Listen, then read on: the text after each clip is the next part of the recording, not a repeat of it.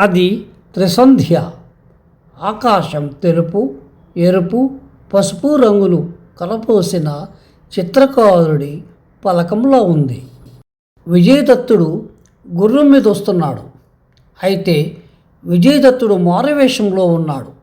చాలా దూరం నుండి పరిగెత్తుకుని రావటం వల్ల గుర్రం అప్పటికే బాగా అలసిపోయినందుకు సూచనగా దాని నోటి వెంట నురుగులు వస్తున్నాయి.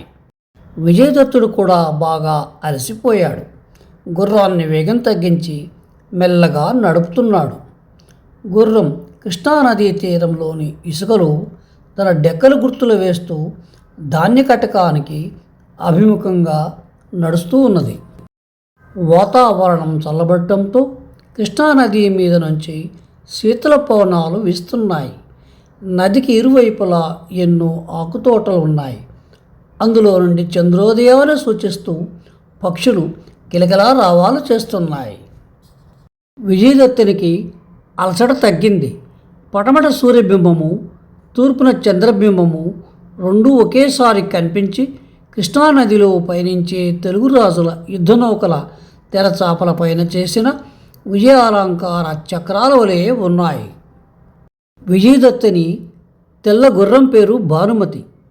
భానుమతికి మనుషుల భాష తెలుసు, ముఖ్యంగా యజమాని భాష.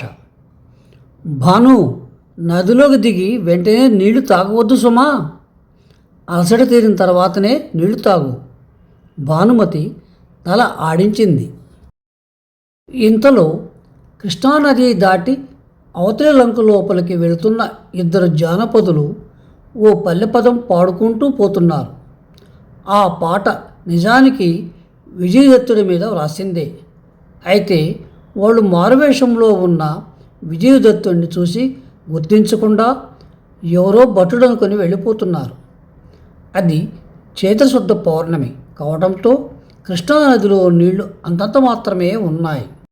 తెలుగువారి తొలి రాజుకు శ్రీముఖునికి జేతలు. శ్రీముఖుని సుపుత్రుడైన మా రాజుకు జేతలు.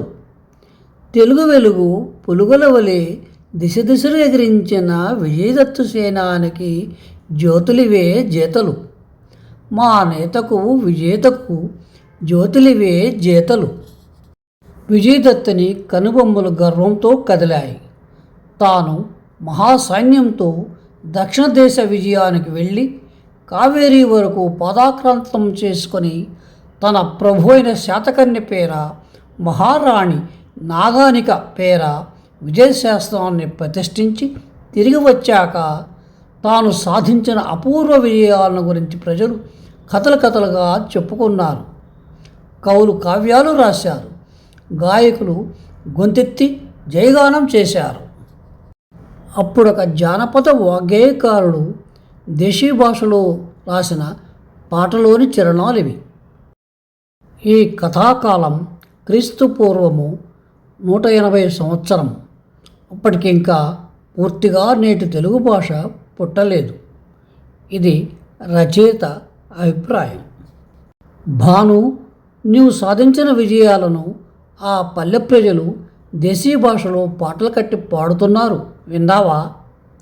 గుర్రం తల ఊపి జూలు విదిలించింది. విన్నాను అన్నట్లు. పల్లె దంపతులు లంకలలోకి వెళ్ళిపోయారు.